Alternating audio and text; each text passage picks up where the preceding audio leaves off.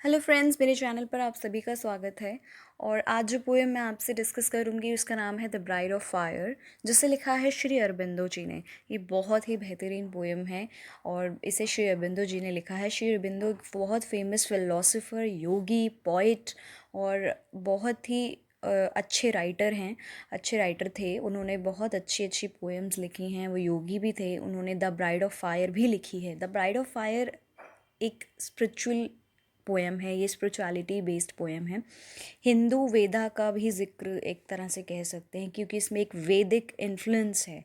इसमें 4 स्टेंजाज हैं और हर स्टेंजा में 4 लाइन्स हैं। इसमें जो मेटाफॉर यूज़ किया गया है द ब्राइड ऑफ फायर, ये अग्नि की वधू टाइटल कह सकते हैं, बट ये एक ह्यूमन ब्राइड के बारे में नहीं बताया गया है। इसमें जो सिंबल है, इसमें मेटाफॉर है, वो एक स्पिरिचुअल लाइट, सनलाइट को कहा गया है। एक ऐसी स्पिरिचुअल लाइट, सनलाइट जो हमारे इनर डार्कनेस को प्योरीफाई करती है। उसी को प्योरीफाई करने के लिए, अपनी डार्कनेस को, श्री अरबिंदो जी बार बार इस पोएम में रिक्वेस्ट करते हैं, प्रे करते हैं कि उन्हें एक ऐसी स्पिरिचुअल लाइट और सनलाइट मिले भगवान से और वो भगवान को पा सकें, ताकि उनकी जो इनर डार्कनेस है और उनकी जो प्रॉब्लम्स है सब सॉल्व हो जाएं। क्योंकि वो ये कहना चाहते हैं हम सभी से, मैंने जैसे कि बताया ये एक स्पिरिचुअल पोएम है, स्पिरिचुअलिटी बेस्ड पोएम है। तो इसमें बार बार वो इसी चीज़ का जिक्र करते हैं कि उसकी इमेज के बारे में बताते हैं कि वो परमानंद की प्राप्ति चाहते हैं। एट लास्ट सभी को डेथ के बाद ऑब्वियसली गॉड के पास जाना है, हम सभी को पता है। लेकिन वो चाहते हैं जीवन सुधारने के लिए भी, और अभी भी, और अंत में भी, और अंत के बाद भी उन्हें एक परमानंद की प्राप्ति हो। और वो सब छोड़ने के लिए तैयार है उस परमानंद की प्राप्ति के लिए। अपनी सारी चीज़ें, अपनी सारी, उन्हें कोई लालच नहीं है, उन्हें सिर्फ वो आनंद चाहिए। वो अपनी सारी खुशियाँ, आनंद छोड़ने के लिए तैयार हैं उस परमानंद के लिए और गॉड को पाने के लिए। तो यही बार बार वो बताते हैं इस पोएम के थ्रू हमें। तो मैं इसे स्टैंजा वाइज आपको एक्सप्लेन करूँगी। ये बहुत इंपॉर्टेंट पोएम है गाइज, और ये एग्ज़ाम्स में बहुत आती है। और मैं बताऊँगी कि इसे कैसे लिखना है, थीम्स भी डिस्कस करूँगी। अब इसे स्टैंजा वाइज मैं आपको बताऊँगी। इसका जो फर्स्ट स्टैंजा है उसे पढ़ते हैं और स्टैंजा वाइज इसे डिस्कस करते हैं। Bride of the fire, clasp me now close, bride of the fire. I have shed the bloom of the earthly rose, I have slain desire. So first line आप देख रहे होंगे, clasp का मतलब होता है कसकर पकड़ना।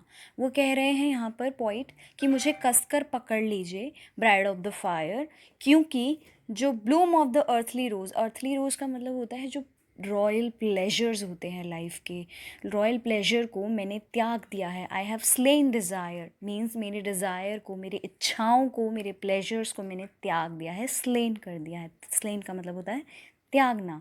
सो जो एन्जॉयमेंट है लाइफ की, फिजिकल वर्ल्ड की, रॉयल प्लेजर्स हैं, अर्थली रोज़ हैं, मेरे डिज़ायर्स हैं, मीन्स मेरी इच्छाएं हैं, मैंने उन सबको त्याग दिया है। सो आप मुझे कस कर पकड़ लीजिए, ब्राइड ऑफ द फायर। इनका मतलब होता है त्यागना, मारना, हत्या करना अपनी इच्छाओं की। I have slain desire. So next stanza इसका पढ़ती हूँ और समझाती हूँ।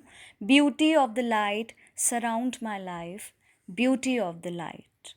I have sacrificed longing and parted from grief, I can bear they delight.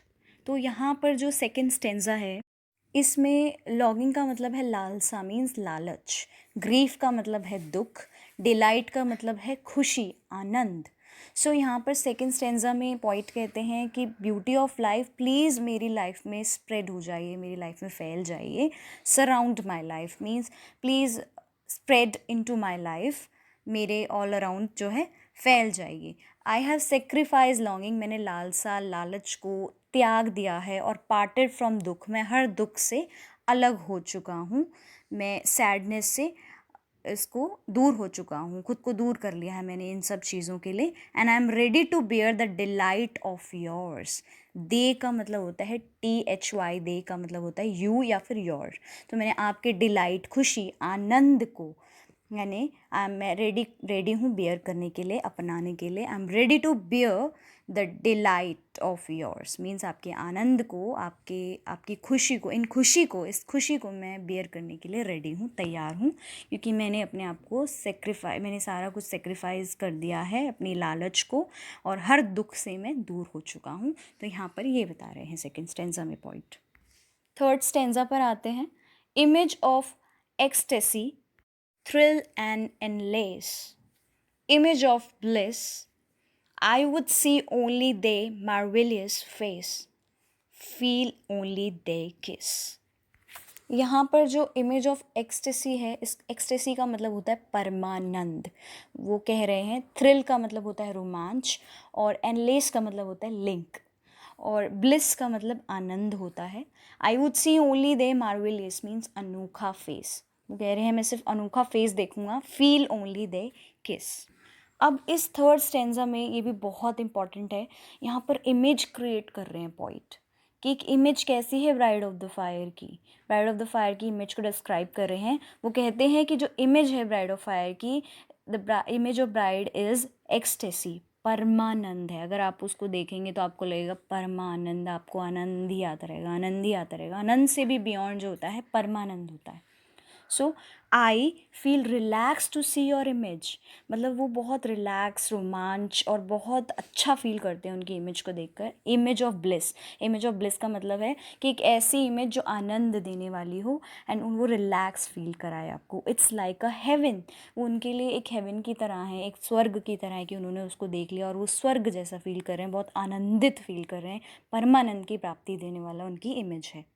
एक ऐसी जगह, इट्स लाइक अ हेवन, और एक ऐसी जगह, हेवन आपको पता है स्वर्ग, जहाँ पे सारे प्लेजर्स हैं, जिसके लिए आप इस दुनिया के प्लेजर्स को भी त्यागने के लिए तैयार हो, ऑफ कोर्स उस हेवन के प्लेजर्स को पाने के लिए। It is full of bliss, आनंद से भरपूर है। And one will be bliss to see your image, कोई भी देखेगा वो भी ब्लेस्ड हो जाएगा, sorry, one will be blessed to see your image, वो भी ब्लेस हो जाएगा जो भी आपकी इमेज को देखेगा। अब पॉइंट कहते हैं I only would like to see your marvelous, यानी कि मैं आपका सिर्फ अनोखा फेस, मार्वेलियस फेस, अनोखा फेस देखना पसंद करूँगा। मैं भी इच्छा रखता हूँ कि मैं आपका वो मार्वेलियस अनोखा फेस देखूँ। और जब आप मुझे हग करोगे तो मैं I would only like to feel your kiss, मैं सिर्फ आपके किस को फील करना चाहूँगा। फील ओनली द किस। सो ये थर्ड स्टेंजा है जहाँ इमेज को क्रिएट किया जा रहा है पोइट के द्वारा ब्राइड ऑफ द फायर की। थर्ड पे चलती हूँ, सॉरी फोर्थ पर स्टेंजा को समझाती हूँ मैं। Fourth stanza is voice of infinity, sound in my heart, call of the one, stamp there their radiance, never to part, O living sun। ये लास्ट स्टेंजा है, यहाँ पर वॉइस की बात हो रही है।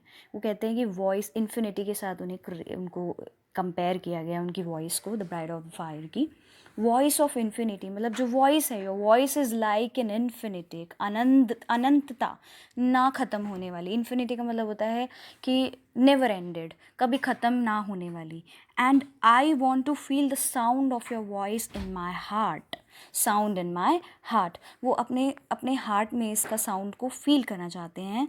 And your voice is call of the one means it is the supreme, मतलब वो कहते हैं कि कॉल ऑफ द वन, इसका मतलब होता है सुप्रीम, बहुत सुप्रीम, यानी कि one in the whole world, सिर्फ only one in the whole world, सिर्फ एक आवाज़ और सबसे सुप्रीम आवाज़ उनकी जो है, मतलब जो वो है call of the one means का मतलब है supreme, one of the whole world. अब पॉइंट कहते हैं कि सन, यानी जो है, जो लाइटिंग है, सन की लाइट है, that you please stamp your radiance.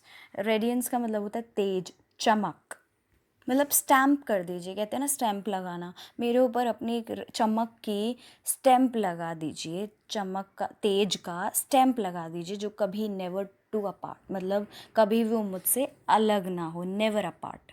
तो सन को सिंबल की तरह यूज़ किया है, मेटाफॉर की तरह, जो द लाइट ऑफ सन यानी कि सनलाइट होती है, यहीं पर उसी को ही ब्राइड ऑफ फायर कहा गया है, जैसा मैंने आपको बताया था।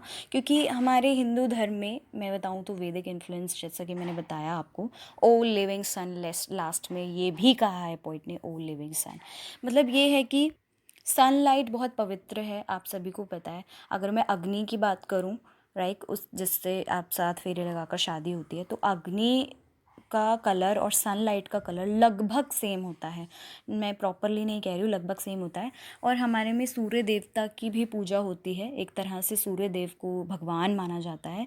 तो कहीं ना कहीं लाइट जो है, सनलाइट एक स्पिरिचुअल लाइट की तरह है, यहाँ पर दर्शाई गई है। सनलाइट ऑब्वियसली सूर्य देव ही होते हैं, वैदिक इन्फ्लुएंस है इसके अंदर, स्पिरिचुअलिटी बेस्ड है।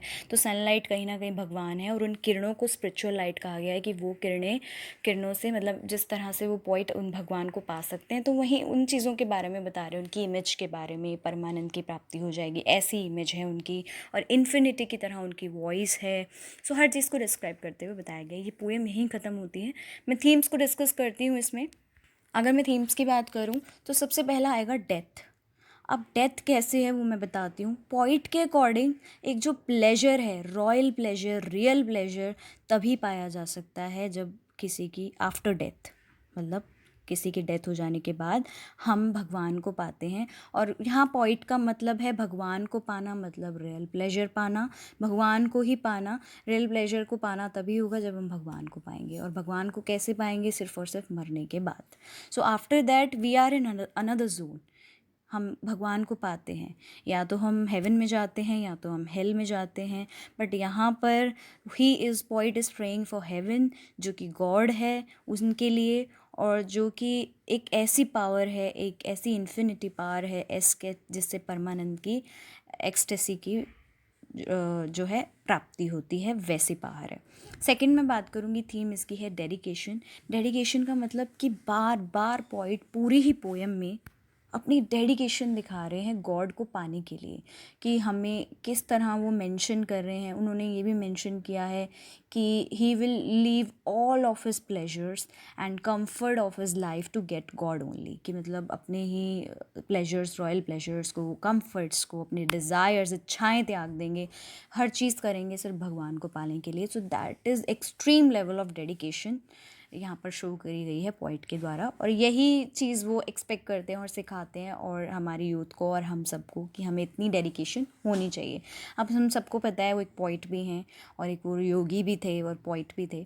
सो वो दोनों तरीके से यहाँ पर बता रहे हैं, उन्हें वैल्यू पता है इस चीज़ की, इसीलिए वो हमें इस तरह से बताए जा रहे हैं। थर्ड में बात करूँ तो सेक्रीफाई। वो कहते हैं कि वो सेक्रीफाइस करने के लिए तैयार हैं लोअर प्लेजर्स को टू अटेन द हायर, मतलब उन तमाम छोटी मोटी जो इस जीवन में हमें इच्छाएं हैं, हर चीज़ मिली हुई है, वो उसको त्यागने के लिए तैयार हैं।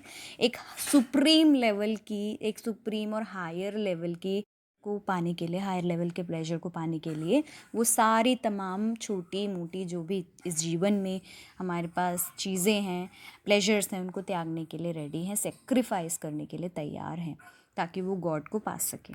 और हम सबको पता है we have to leave the world someday. So उसके लिए हमें पहले इस जीवन को त्यागना होगा, छोड़ना होगा, तभी हम गॉड को पा सकते हैं। क्योंकि गॉड यही कहते हैं कि पहले इन इच्छाओं को त्याग के तब आप मेरे पास आ सकते हो। अगर आप इन्हीं में ही उलझे रहोगे तो यू कैन नेवर, आप कभी भी पूजा में नहीं ध्यान लगेगा आपका, क्योंकि आपके पास हमेशा, आपके पास लाइफ में इतनी सारी चीज़ें होती हैं, प्लेजर्स होते हैं, आपकी इच्छाएं, डिज़ायर होती हैं, सभी पर्सन की होती हैं वो।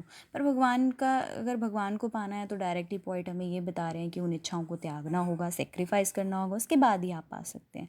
सो फोर्थ में बात करूँगी, फोर्थ नहीं है, इसका 3 ही थीम्स हैं बेसिकली। बट जो फोर्थ है, एक मॉरल आप क्या सीखते हैं इससे, कि गॉड इज़ रियल कम्फर्ट, ये वर्ल्ड फेक है। यहाँ पॉइंट हमें ये बहुत डायरेक्टली मैसेज दे रहे हैं कि वर्ल्ड फेक है, हम यहाँ पर टेम्प्रेरी हैं, वी ऑल आर टेम्प्रेरी है, टेम्प्रेरली है। बट गॉड जो है सुप्रीम है to all of us, and he is for ever, and he is immortal, जो कभी नहीं मर सकता। यहाँ पर बताते हैं कि combination of death and morality, एक इमॉर्टैलिटी का कॉम्बिनेशन बताया है। God is only bliss, nobody is nothing, मतलब कोई भी यहाँ पे कुछ भी नहीं है। जो गॉड है is everything, and supreme power of all of अस, हमसे सबसे सुप्रीम पावर जो है वो वही है। ऑफ कोर्स, ऑब्वियसली उन्होंने ये दुनिया बनाई है, तो he is supreme to all of us. So यहाँ पर ख़त्म होती है ये पोएम, जैसे कि मैंने आपसे थीम्स पे डिस्कस करी। सो आई होप गाइस आपको ये पसंद आई हो। ये बहुत अच्छे से आप इसे कर सकते हैं, बहुत ही इजी पोएम है, बहुत ही इंटरेस्टिंग भी है। जो लोग गॉड में बिलीव करते हैं उनके लिए भी बहुत इंटरेस्टिंग है, और बहुत कुछ सीखने को मिलता है। तो यहीं पर मैं इस पोएम को ख़त्म करती हूँ। आई होप गाइज़ ये आपको पसंद आई हो। अगर आई हो तो प्लीज़ इसे शेयर करें, लाइक करें, सब्सक्राइब करें मेरे चैनल को और मुझे सपोर्ट करें। कि कोई भी रिक्वेस्ट है किसी भी पोएम, स्टोरी या फिर किसी भी नॉवल को लेके तो आप कमेंट्स में मेंशन कर सकते हैं। मैं पूरी तरह से आपके लिए वो वीडियोस लेकर आऊँगी। मैं उन पर वर्क करूँगी और आपके लिए डेफ़िनेटली लेकर आऊँगी जो आप मेंशन करेंगे। Thank you so much for watching this guys. Thank you.